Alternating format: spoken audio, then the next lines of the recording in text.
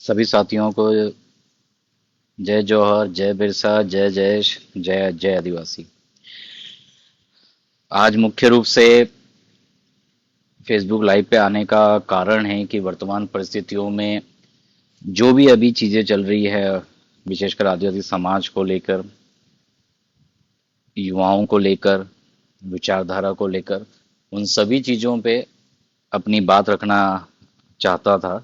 आज आज का दिन मैंने अपने दूसरे लाइव सब्जेक्ट के लिए रखा था, जो हम पिछली बार भी हमने डिसाइड किया था कि उद्योग और स्वरोजगार से रिलेटेड बातें करेंगे। बट अभी वर्तमान जो परिस्थितियां बन गई है, उसमें आज का वो विषय छोड़ना पड़ेगा, वो अगले रविवार हम डिस्कस करेंगे। सो मेनली जो आज का जो सब्जेक्ट था कि अभी वर्तमान परिस्थितियों में हमारे आदिवासी समाज में किन किन समस्याओं ने जोर पकड़ लिया है, क्या क्या समस्याएं हैं, और उन समस्याओं में युवाओं की भूमिका क्या होना चाहिए। हमारे युवा बहुत काम कर रहे हैं, बहुत अच्छा काम कर रहे हैं। कई कई जिलों में बहुत अच्छी उन्होंने कुछ इनिशिएटिव्स लिए हैं, कुछ शुरुआत की है, तो उन्हीं सब चीज़ों के बारे में अभी डिस्कस करना था। सबसे पहले विशेषकर जयेश युवाओं के लिए कि हमने जब जयेश की शुरुआत की थी, या जब से जयेश विचारधारा की शुरुआत हुई है, हमारे उद्देश्य क्या थे और विचारधारा क्या थी। सबसे पहले जब आज आज से करीबन समझ लो आठ आठ साल पहले, 8-9 साल पुरानी बात है, जब जयेश नाम का कोई संगठन नहीं था, एक विचारधारा पनप रही थी। उस समय मैं अमेरिका में था, अपनी कंपनी की तरफ से जॉब में गया हुआ था, न्यूयॉर्क शहर में था। फेसबुक के माध्यम से मैं कुछ वैचारिक साथियों से जुड़ा, और वहां से धीरे धीरे बहुत सारे डिस्कशन होते थे, जिसमें हमारे पूरे भारत देश के विभिन्न प्रांतों के युवा साथी जुड़ते थे। और वहां से एक विचारधारा ने जन्म लिया कि कहीं ना कहीं सभी युवाओं को वर्तमान परिस्थितियों में, जो उस समय जो परिस्थितियां थी, ये 2012-13 की बात कर रहा हूँ, कि युवाओं की भूमिका या युवाओं की हिस्सेदारी समाज में, सामाजिक कार्यक्रमों में, सामाजिक आंदोलनों में बहुत नगण्य थी। और कहीं ना कहीं युवाओं को उतना प्लेटफॉर्म नहीं मिलता था, या उनको कहीं ना कहीं प्रतिनिधित्व करने का मौका नहीं मिलता था, चाहे वो स्टूडेंट की समस्या हो, बेरोजगारी की समस्या हो, या कोई अपने क्षेत्र विशेष की समस्या हो, वहां पे अपनी बात रखने का ज्यादा मौका नहीं मिल पाता। उसी उद्देश्य को लेके विशेषकर युवाओं युवाओं की समस्याओं को ध्यान में रखते हुए उस एक विचारधारा की उत्पत्ति हुई, सहमति बनी, और जयेश की धीरे धीरे मूर्त रूप में आया।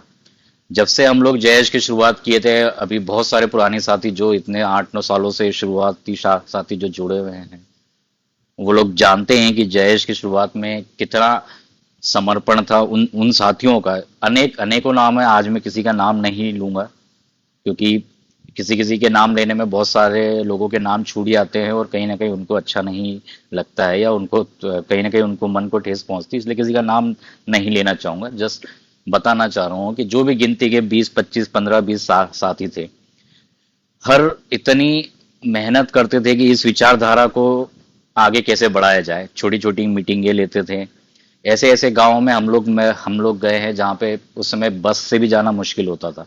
आज से 8-9 साल पुरानी बात कर रहा हूँ। आज तो जयेश एक, आप जो आज देखते हो, वो जयेश एक बहुत बहुत बड़ा नाम है, एक व्यापक संगठन बन गया है, जिसका दायरा बहुत ज्यादा बढ़ गया। पर उस समय इतना इतना प्रचार प्रसार नहीं था, जयेश को गिने चुने लोग जानते थे, जो हमसे फेसबुक वगैरह या व्हाट्सअप भी नहीं था उस समय, फेसबुक ज्यादा था, गूगल हैंगआउट के द्वारा जुड़े हुए थे। तो धीरे धीरे उस विचारधारा के साथ हम लोग जुड़े। मेरा भी आना हुआ, न्यूयॉर्क से वापस इंडिया आना हुआ फरवरी 2014 में। उसके बाद फिर उन साथियों से मुलाकात हुई, जिनसे मैं फेसबुक के द्वारा जुड़ा हुआ था, पर मिल नहीं पाता था न्यूयॉर्क में रहने के कारण।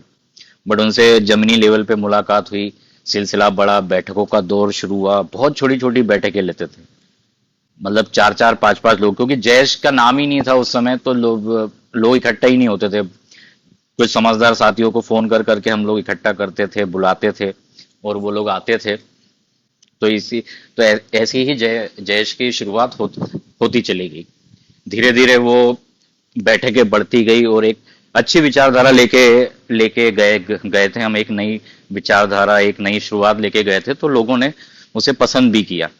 और उसका परिणाम आज आप देख ही रहे हैं कि आज जो जैश का जो व्यापक पैमाने पे जो प्रचार प्रसार हुआ है, युवा लोग जुड़े हैं, बुद्धिजीवी लोग जुड़े हैं, तो ये उन लोगों की मेहनत थी और विचारधारा बहुत बहुत क्लियर थी। कोई राजनीतिक विचारधारा नहीं थी कि जय हमारे आदिवासी समाज में जो युवा वर्ग जो एक कट गया है अपने अपने समाज से, कहीं ना कहीं थोड़ा अलग थलग दिखाई दिखाई देता है, तो उन उन युवाओं को जोड़ा कैसा जाए। उन लोगों को जोड़ने के लिए ये प्लेटफॉर्म तैयार करना था।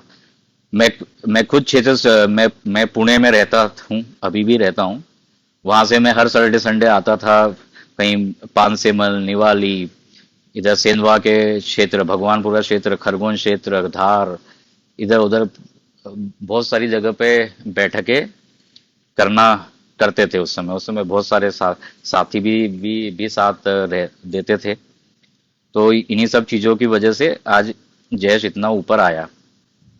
जो मेन उद्देश्य जो उस समय डिसाइडेड थे कि हमें सामाजिक, आर्थिक और राजनीतिक क्षेत्र, जो हमारा समाज मुख्यतः तीन क्षेत्रों में बहुत पिछड़ा हुआ था, सामाजिक, आर्थिक और राजनीतिक, तो उनमें अपने विकल्प कैसे तैयार किए जाए, कैसे इन चीजों में हमारे समाज को हम वापस अपने बुलंदी पे लेकर आए।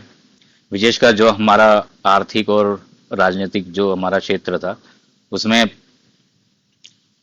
जितने भी लोग स्टार्ट हुए, वहां वहां से शुरुआत हुई, स्टार्ट जुड़े। हम लोगों ने डिसाइड किया था कि युवाओं की जो सबसे बड़ी जो समस्या है वो है बेरोजगारी की। हमारे पास रोजगार नहीं है। आज भी अगर आप देखोगे कि कितने स्वरोजगार है हमारे पास, कितनी इंडस्ट्रीज है हमारे पास, कुछ भी नहीं है। मध्य प्रदेश में तो बिल्कुल भी नहीं है, और होगी भी तो बिल्कुल ना के बराबर है। तो इन सब समस्याओं में हम खड़ा करें, उसके ऊपर हम लोग डिस्कशन करते थे। विचारधारा सबको पसंद आती थी, नई चीज थी। लोग समझने लगे थे कि हाँ, एक नई चीज आई है जो धरातल पे काम कर रही है और एक वास्तविकता के साथ जुड़ी हुई विचारधारा है। इस वजह से लोग जुड़ते गए और वो कारवा बढ़ते गया। धीरे धीरे और भी क्षेत्रों में ऐसा विकास होते गया। केवल मध्य प्रदेश में ही नहीं, मध्य प्रदेश के बाहर भी, छत्तीसगढ़, राजस्थान, गुजरात, महाराष्ट्र। तो उस समय वो विचारधारा थी जो आज भी हम लोगों को जोड़ के रखती है। आज भी अगर आप देखोगे तो हम पर्सनली हम किसी को इतना नहीं नहीं जानते थे, पर एक विचारधारा की ताकत थी, विचारधारा से अपनापन हुआ। हम लोगों का आज इतना जुड़ाव है विचारधारा के व्यक्तियों के साथ कि हम ऐसा लगता ही नहीं है कि हम किसी दूसरे परिवार के व्यक्ति है। बिल्कुल अपने परिवार जैसे हम अपने साथियों के साथ रहते हैं, उनसे मिलते हैं, उनके सुख दुख में शामिल होते हैं। कई कई बार ऐसा होता है कि मैं अपने व्यस्तता के कारण अपने पारिवारिक अ, समारोह में उपस्थिति नहीं दे पाता हूँ, चाहे वो किसी की गमी हो, शादी ब्याह हो। बट अगर किसी सामाजिक, मेरे कार्यकर्ता, अपने साथ काम करने वाले लोग, साथी गण के वहां पे कुछ भी होता है, सुख हो या दुख हो, वहां पे जाना, वहां पे जरूर पहुंचते हैं, इतनी कोशिश करते हैं, इतना लगाव, इतना जुड़ाव है।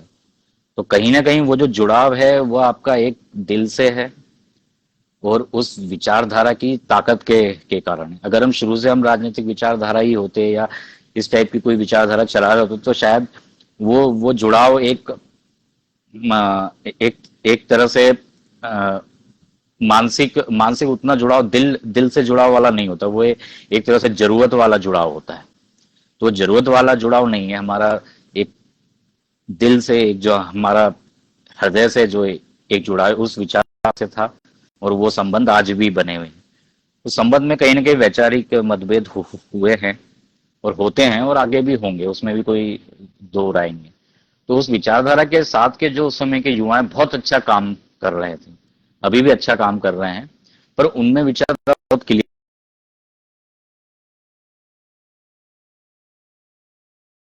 निर्धारित किए थे कि सामाजिक, आर्थिक और राजनीतिक क्षेत्र में कैसे युवाओं को आगे लाया जाए, नेतृत्व खड़ा किया जाए, और अपने समाज की समस्याओं को कैसे उठाया जाए और उसको कैसे संज्ञान में लाया जाए। तो कुछ समस्याओं को राष्ट्रीय स्तर पे संज्ञान में लाना जरूरी था, कुछ समस्याओं को जो एक क्षेत्र विशेष की समस्याएं थी उनको कैसे अपने जनप्रतिनिधियों तक पहुंचाया जाए, सदनों में अपने विधानसभा में कैसे उठाया जाए, हमारे जो जनप्रतिनिधि हैं, मंत्री हैं, उन तक हम अपनी समस्याओं को कैसे लेके जाए, इन सब चीजों के ऊपर ज्यादा ज्यादा रहता था। और उन्हीं चीजों के ऊपर हम लोग काम करते थे धरातल पे, इसीलिए बहुत अच्छी अच्छी नई नई शुरुआतें थी। जैसा कि आप लोग सब जानते हैं, विश्व आदिवासी दिवस आज से 7-8 साल पहले तक इतने व्यापक पैमाने पर नहीं मनाया जाता था, पर जयेश ने वो एक शुरुआत की थी विश्व आदिवासी दिवस को, तहसील प्लेस पे, ब्लॉक स्तर पे, जिला लेवल पे, फिर धीरे धीरे हम लोग लेकर आए और एक व्यापक पैमाने पे मनाना स्टार्ट किया। और आज आप लोग देखते ही हैं उस एक शुरुआत का आज कितना ज्यादा ज्यादा प्रसार हो चुका है। आज कितने जिलों में छुट्टियां होती है, पूरे मध्य प्रदेश में विगत कई वर्षों से राष्ट्र ये राजकीय अवकाश घोषित किया जाता है। और पिछले 2-3 साल से शायद शासन की तरफ से भी आधिकारिक रूप पे विश्व आदिवासी दिवस मनाना स्टार्ट किया गया। ऐसे कई इनिशिएटिव थे, कई जगह कोचिंग क्लासेस हमारे युवाओं ने स्टार्ट की। मीन्स जो जो लोग सक्षम नहीं है उनके लिए निःशुल्क कोचिंग क्लासेस स्टार्ट हुई, पढ़ाना स्टार्ट किया। उसमें हमारे समाज के वरिष्ठ समाज जन अधिकारी कर्मचारी सबने सहयोग दिया।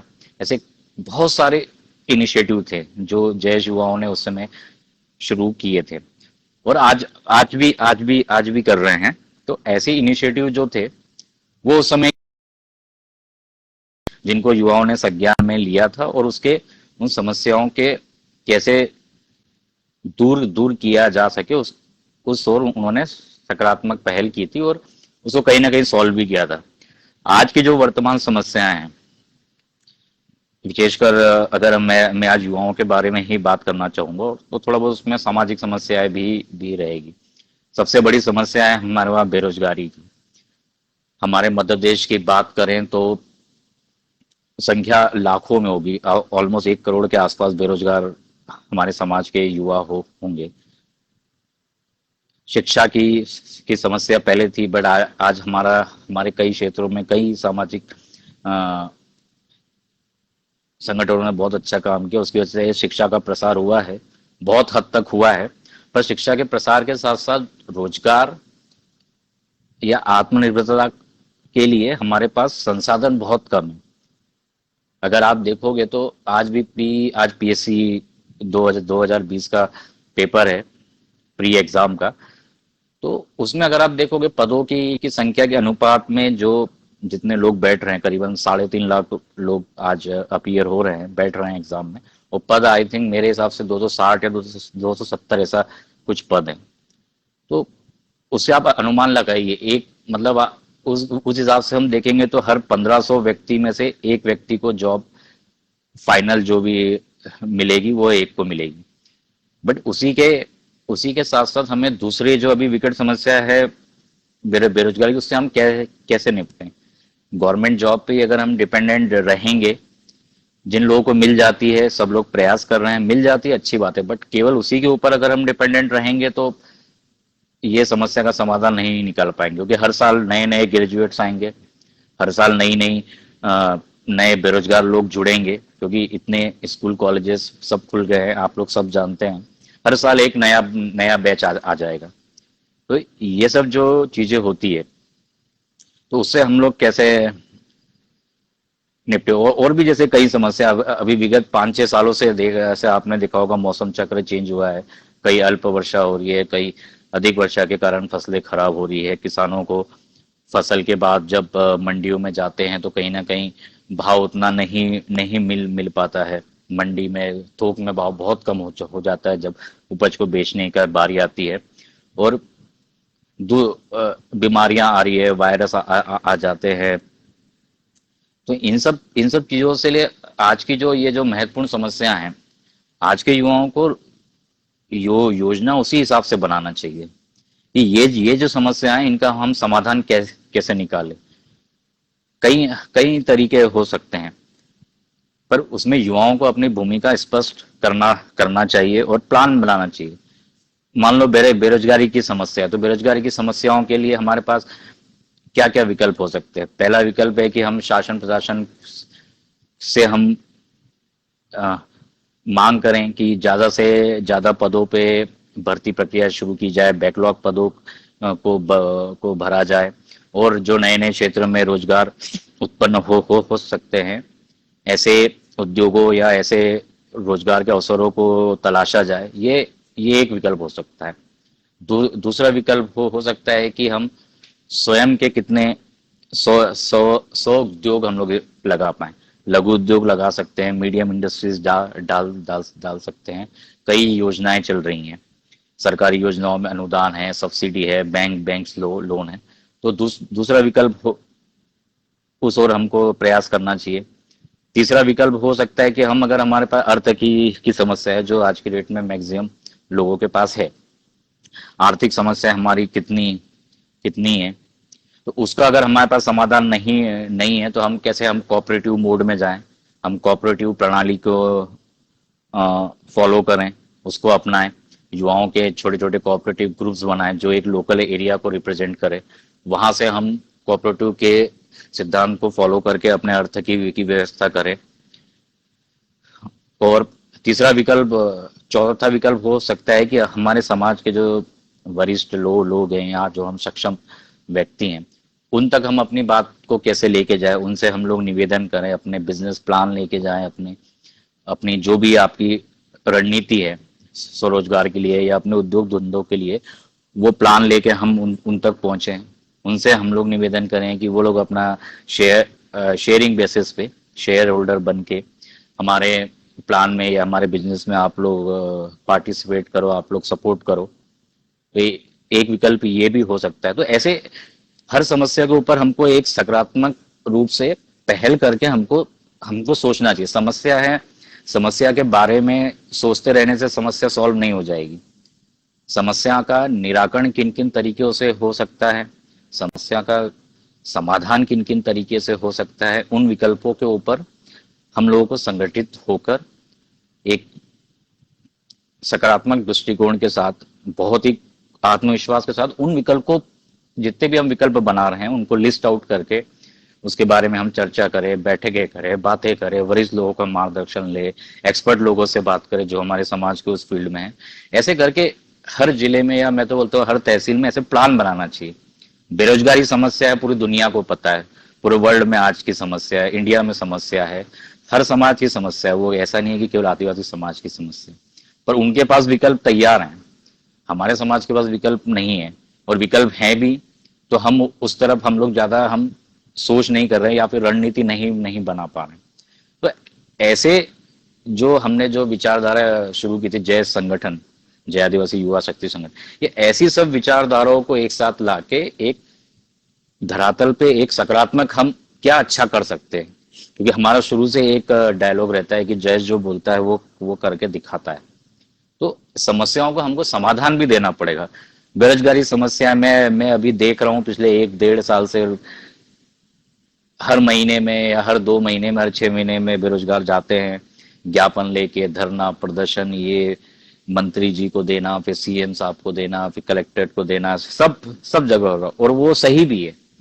पर हम केवल एक ही विकल्प लेके बैठे हुए हैं, तो वैसा नहीं होना चाहिए। जो जो मैं बोल रहा हूँ वो आपका प्राइमरी विकल्प हो सकता है। सेकेंडरी विकल्प क्या है, बैकअप प्लान क्या है।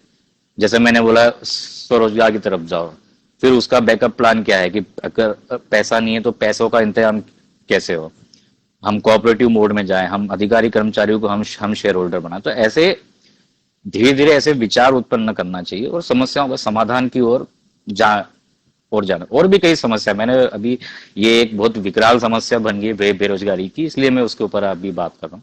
और भी कई समस्या हो सकती है, जैसे अगर हम गांव गांव की समस्या लें कि कहीं पे पानी का पानी की कमी है, कहीं पे जमीन की कमी है, कहीं कहीं पे संसाधनों की अगर कमी है, कहीं पे मंडियों की अगर कमी है, तो उसमें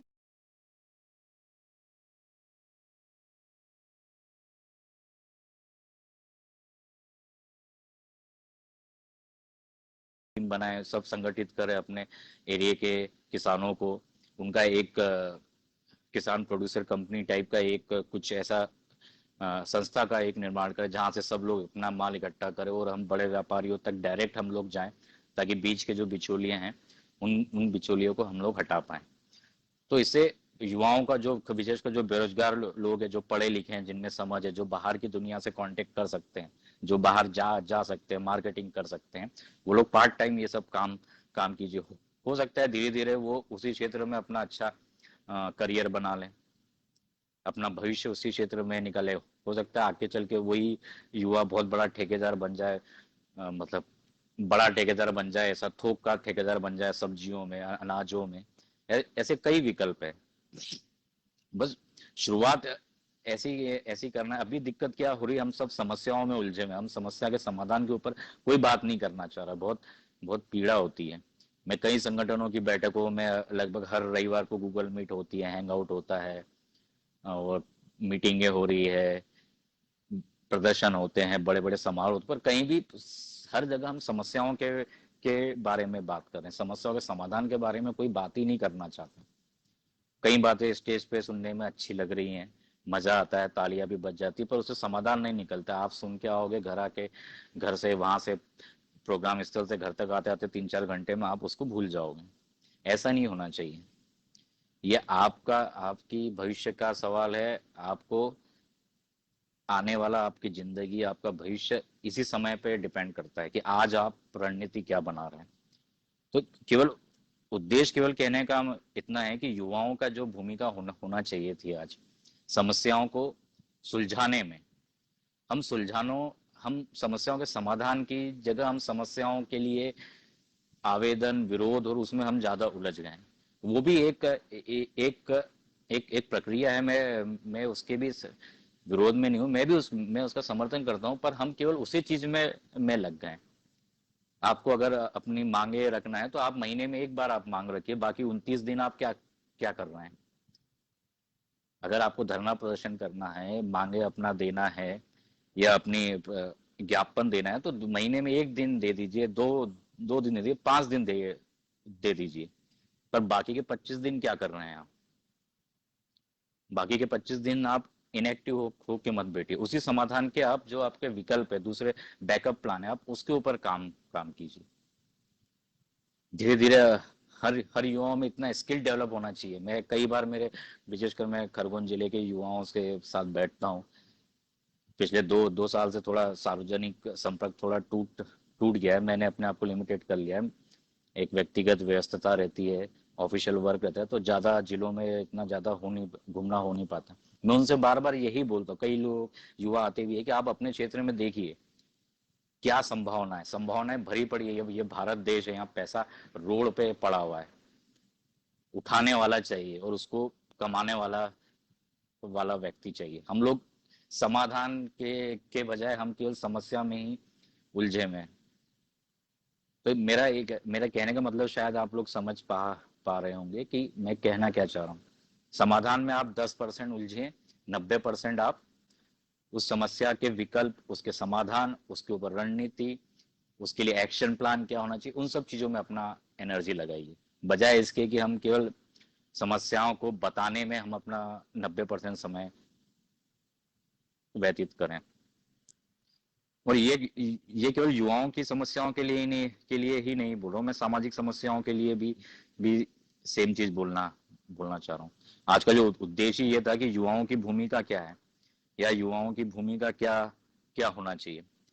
तो ये तो एक, ये आपकी बेरोजगारी की समस्या होगी। दूसरी समस्या, जितनी भी सामाजिक दूसरी भी समस्याएं आती हैं, अभी आप मानपुर की घटना ले लो, आप नेमावर की घटना ले लो, अब हमारे जोबट में हमारे एक साथी के ऊपर अन्याय हुआ, उसकी घटना ले लो। आप अभी मेघनगर में अभी केमिकल डंपिंग का एक मुद्दा अभी चल रहा है, उसकी समस्या ले। तो जितनी भी है हमारी समस्याएं, सामाजिक समस्याएं, अपने क्षेत्र विशेष की समस्याएं, तो उसमें युवाओं की भूमिका किस टाइप से होना चाहिए। सबसे सबसे पहले तो युवाओं की जो हमारा सामाजिक जागरण है, हमारे लोगों में जानकारी का बहुत अभाव है। पहले उन मुद्दों के ऊपर हम बात करें, अपने जन जन तक उस बात को एक बहुत अच्छी भाषा शैली में, संवैधानिक दायरे में रह के अपनी बात को हम अपने युवाओं तक जितना जितना हो सके प्रचार प्रसार करें। लोगों के कई सवाल होंगे, उन सवालों का हम जवाब दें।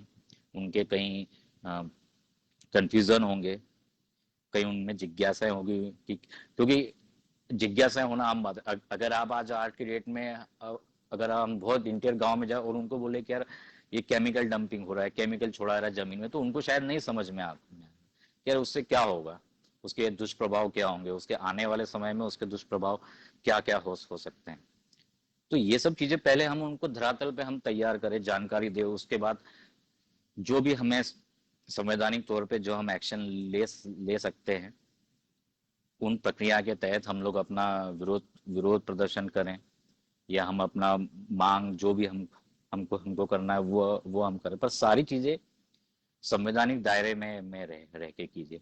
हम लोग आदिवासी समाज को रिप्रेजेंट करते हैं, विशेषकर आज की डेट में पूरे आदिवासी समाज को युवाओं से बहुत उम्मीदें हैं।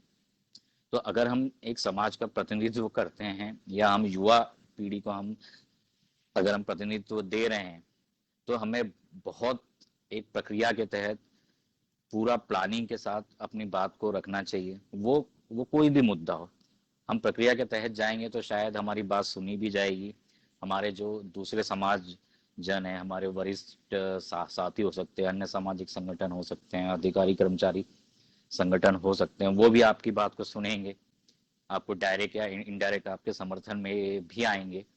तो इस टाइप से थोड़ा अपनी भूमिका को बहुत स्पष्ट करना चाहिए। मैं कई बार देखता हूँ हमारे युवाओं में बहुत जोश है, और होना भी चाहिए, बट वर्तमान में जो कुछ घटनाक्रम हुए हैं वो कहीं ना कहीं दिल दहलाने वाले हैं और बहुत गंभीर समस्याएं हैं। तो जोश आना, गुस्सा आना भी जायज जायज है, पर उस गुस्से को बहुत सही सही दिशा में हमको कन्वर्ट करने की जरूरत है। क्योंकि कई बार क्या होता है, आज हम लोग हैं, हमसे भी छोटे हमारे युवा साथी हैं, हमारे अनुज साथी, और कई लोग अभी अभी युवा अवस्था में आ रहे हैं। कई लोग अभी पहली बार गांव की हाई स्कूल से पास होके कॉलेज में या जिला लेवल पे कॉलेज में अपना ग्रेजुएशन करने आ रहे हैं, वो भी आपसे जुड़ रहे हैं।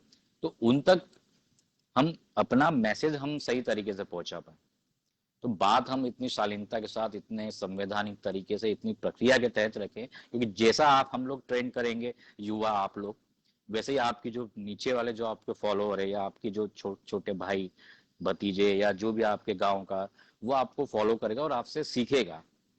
तो इस बात का विशेष ध्यान ध्यान ध्यान रखिए, क्योंकि आप वो केवल वो कभी बोलना या करना या किसी मन से बोलना, वो 10-15 मिनट की बात नहीं होती है।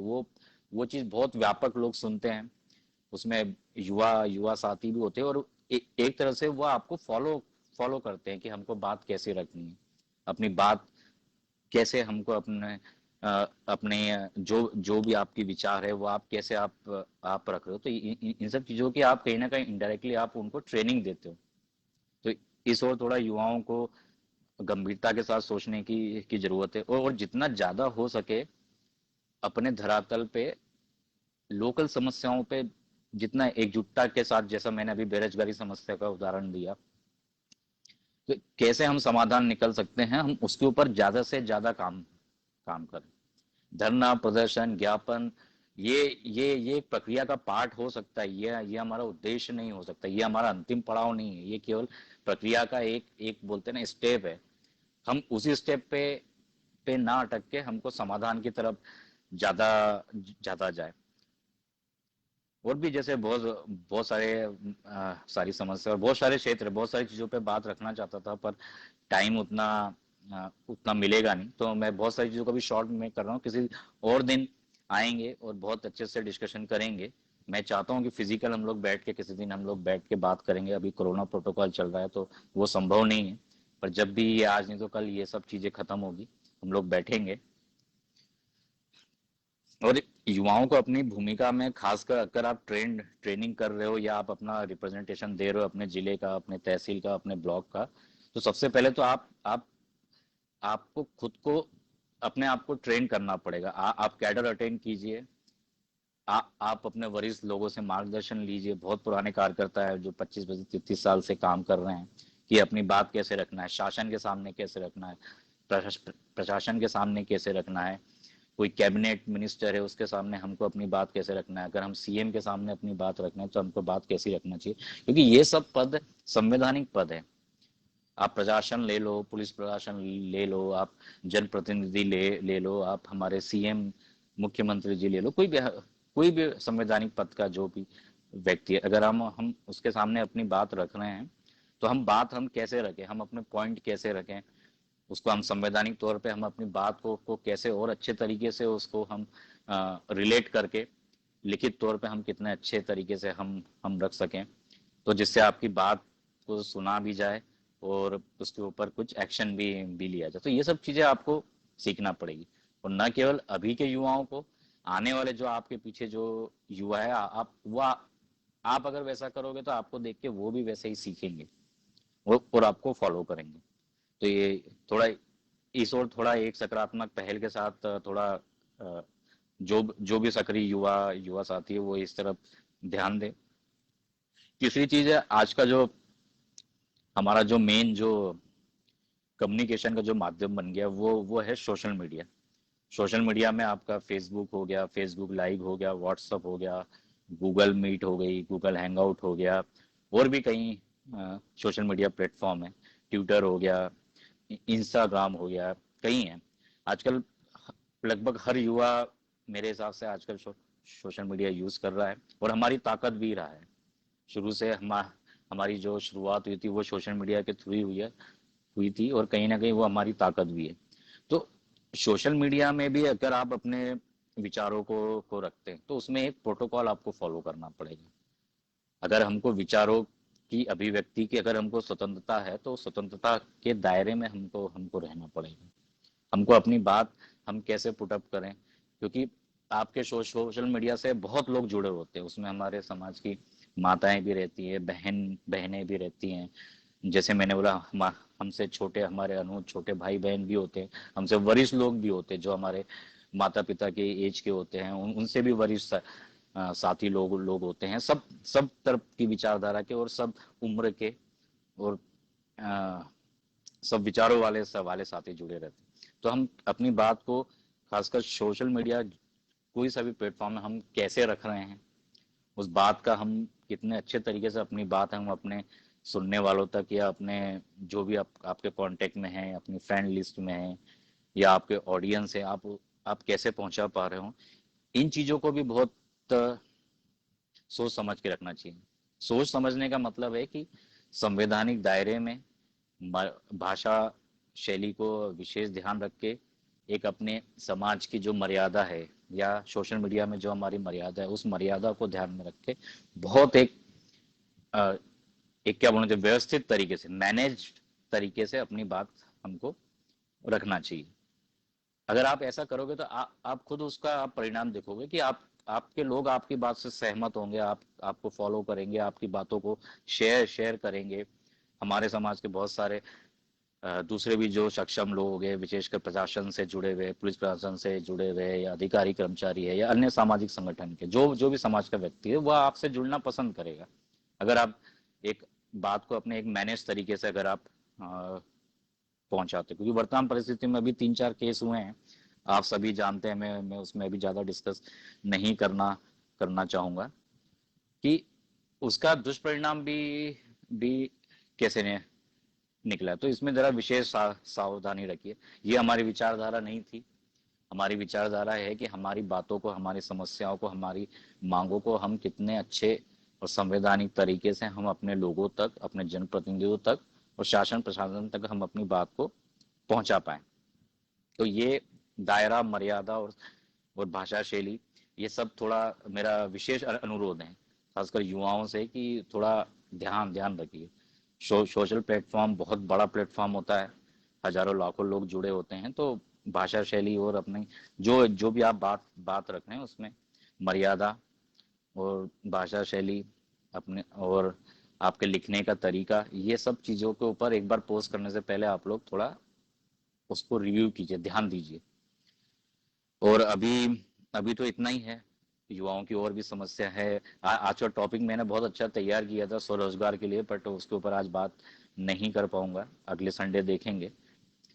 अभी जो वर्तमान में अभी हमारा एक उत्सव आ रहा है, एक विश्व आदिवासी दिवस, जिसको हम कई सालों से, पिछले 7-8 सालों से बहुत धूमधाम से मना रहे हैं।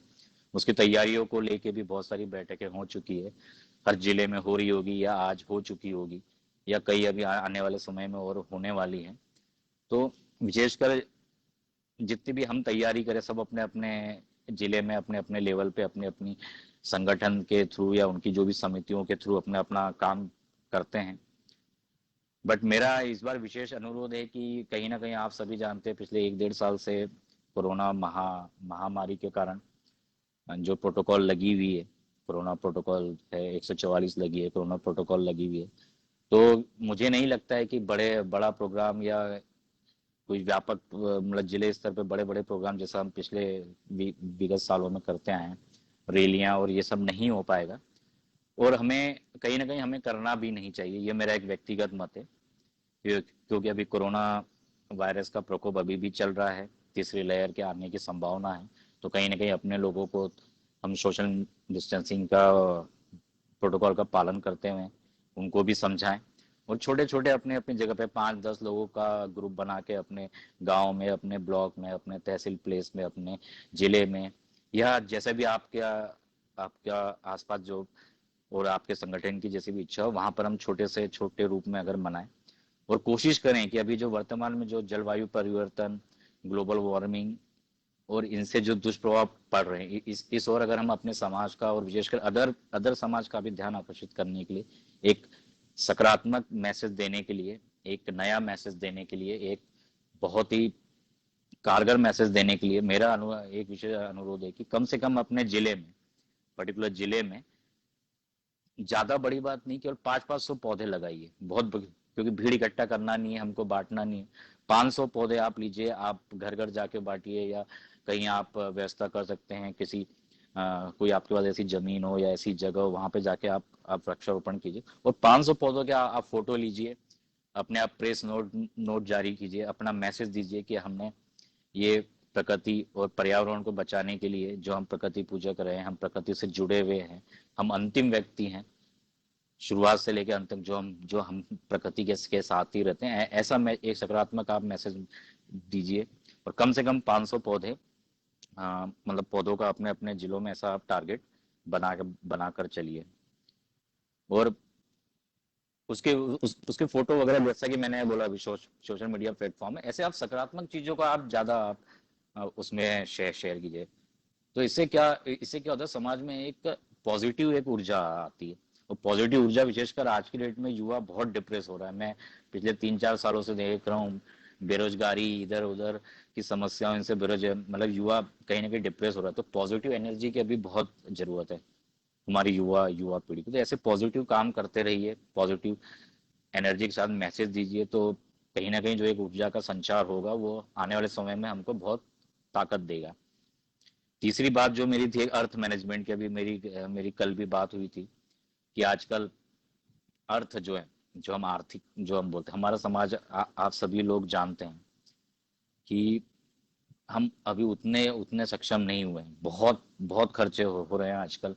कहीं भी जाना हो, धरना प्रदर्शन, आंदोलन, सामाजिक कार्यक्रम, ये सब पैसा पैसा खर्च हो रहा है। और उस पैसे को हम कितना कम पैसों में हम ये सारी चीजें को हम आयोजन कर पाए, उस और थोड़ा युवाओं को सोचने की जरूरत है। क्योंकि अर्थ के हमारे पास संसाधन बहुत कम है। तो कितने कम अर्थ में हम अपना काम अच्छे से कर सके, जहां जाना जरूरी हो, वहां पर हम उतनी संख्या में ही जाए। अनावश्यक हम भीड़ या बहुत गाड़ियों के काफिले लेके नहीं जाएं। जितना हो सके कम संसाधन में, और जितना हम मैनेज कर सके, ताकि हमारे व्यक्तियों पे भी ज्यादा आर्थिक तौर पे ज्यादा दबाव न जाए, प्रेशर न जाए। क्योंकि पैसा बहुत बहुत महत्वपूर्ण है। आ, हमारा समाज में अभी इतनी आर्थिक समस्या है, जब थोड़े थोड़े पैसों के लिए कई लोगों के काम रुक जाते हैं। कई लोग अर्थ की समस्या के कारण अपनी पढ़ाई पूरी नहीं कर पाते। कई लोग अर्थ की समस्या के कारण अपने बहुत सारे उनकी जो योजनाएं रहती है उद्योग धंधों से रिलेटेड, ये सब नहीं कर पाते। और बहुत छोटे छोटे अर्थ की समस्या होती है। अगर हम अंक के रूप में देखें तो वो बहुत छोटी होती है। उससे कई ज्यादा हम अपने इन सब आयोजनों और इसमें हम लोग खर्च कर देते, तो ये सब थोड़ा प्लानिंग के साथ कीजिए। मैं ये नहीं बोल रहा हूँ कि मत कीजिए, पर प्लानिंग कीजिए, उसको मैनेज करने की कोशिश कीजिए। और जितना ज्यादा हो सके, फिर से निवेदन है युवाओं से कि आप संयमित रहिए, अपनी बात रखना सीखिए, संवैधानिक दायरे में रहिए, मर्यादा के दायरे में रह के अपनी अपनी बात रखें। और अभी जैसे कि जो बड़वानी वाला जो केस हुआ है, उस बारे में भी मुझे कुछ मैसेज आए थे कि सर आप भी बोलिएगा, तो मेरा उस पर बोलने का एक ही निवेदन है। हमारे आदरणीय गजेंद्र पटेल जी हमारे संसदीय क्षेत्र खरगोन बड़वानी क्षेत्र से आते हैं, उनसे एक निवेदन है कि आदरणीय सांसद महोदय जी, हमारे समाज का ही बच्चा है, छोटा है, इतना अल्पायु है, उतना मेच्योरिटी लेवल शायद कम था, कई कई मुद्दों या बहुत परेशान के कारण लोगों में गुस्सा भरा रहता है, और वो कहीं ना कहीं एक गलत तरीके से ऐसा, ये बात आप भी थोड़ा समझिए कि कई बार समय भी गलत होता है, इंसान गलत नहीं होता, पर किसी समय किसी पे उस समय बुरा समय आता है, कुछ उसने अमर्यादित शब्द लिख दिए और उसका विरोध भी हुआ। हम लोगों ने भी अपने तरफ से स्टेटमेंट दिए कि हम भी उसकी उसकी निंदा करते हैं, उसका बिल्कुल विरोध होना चाहिए, पर उस बच्चे से आपसे मतलब अगर आप माफ कर देंगे तो आपका बहुत बड़ी एक उदाहरण आप पेश पेश करेंगे, और उससे कहीं ना कहीं एक पॉजिटिव ऊर्जा और एक पॉजिटिव मैसेज, सकारात्मक मैसेज जाएगा कि कैसे युवाओं को हम लोग आगे बढ़ाए, या उनको हम कैसे हम अच्छे से हम लोग सिखाएं। उनकी गलतियों को हमें माफ भी करना पड़ेगा जहां तक पॉसिबल हो। आप बड़े पद पे हैं, आप बहुत सामाजिक तौर पे आप बहुत जुड़े रहे हैं, मैं जब से आया हूँ विगत 7-8 सालों से आपको देखा है, बातें भी हुई हैं, कई बार हमारा सामाजिक उसमें मिलना भी हुआ है, तो आप बहुत गंभीर व्यापक सोच वाले व्यक्ति हैं। तो आपसे ये एक निवेदन है कि आप भी थोड़ा उदारता आप दिखाएंगे और उसे आप माफ कर देंगे, ऐसा आपसे निवेदन है। सो सभी युवा साथियों को एक बार फिर से जय जोहर, जय जय आदिवासी। और उम्मीद करता हूँ कि आने वाले विश्व आदिवासी दिवस के लिए जो मेरा निवेदन है 500 पौधों का, हर जिले में, बहुत बड़ा टारगेट नहीं नहीं लेना, बड़ी बड़ी बातें नहीं करना, केवल 500 पौधे लीजिए। कोशिश कीजिए कि अपने अधिकारी कर्मचारियों या अपने फॉरेस्ट डिपार्टमेंट में से जो भी जिम्मेदार व्यक्ति हो, उनसे आप संपर्क कीजिए कि आपको पौधे दीजिए, आप खुद लगाएंगे या आप अपने ग्रुप की तरफ से आप अपने लोगों में आप उसको वितरित कीजिए और एक संदेश दीजिए। तो सभी को बहुत बहुत शुभकामनाएं। आज पीएससी का भी पेपर है, आशा करता हूँ हमारे समाज के युवा अच्छा प्रदर्शन करेंगे। सभी को जय जय जोहर, जय आदिवासी, जिंदाबाद।